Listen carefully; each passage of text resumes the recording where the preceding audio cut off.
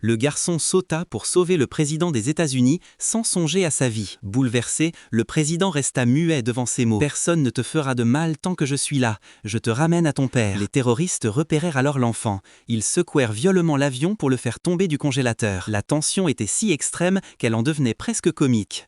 Tous crurent le danger écarté, mais le garçon, têtu comme une fourmi, remonta sur le congélateur avant le décollage. Cette fois, il coupa la corde. Le plan d'enlèvement échoua presque. Le pilote Bridges entra en rage, fit demi-tour et tira. Heureusement, le garçon se cacha dans le congélateur. Mais à peine le président reprenait-il souffle que des coups retentirent de l'intérieur. Quand Bridges arriva, le congélateur avait dévalé la colline et chuté dans la rivière. Le courant les emporta on ne sait où.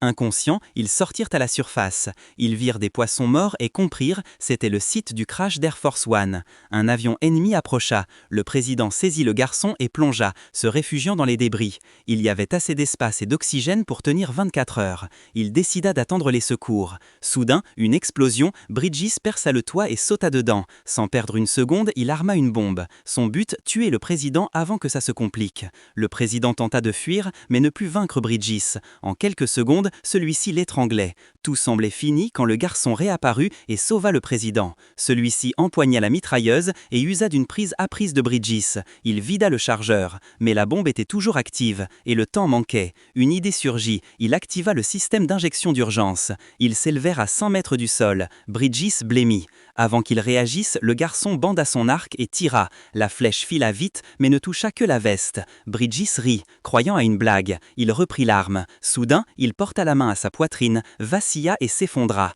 La peur de la flèche avait déclenché une crise cardiaque. Avant que son corps ne tombe à l'eau, la bombe explosa, il se volatilisa. Au même moment, le père du garçon attendait sur la rive. Un éclair frappa, la pluie s'abattit. Tous furent choqués. Bientôt, les forces spéciales arrivèrent et prirent le contrôle. Avant que les criminels comprennent, le garçon apparut devant eux.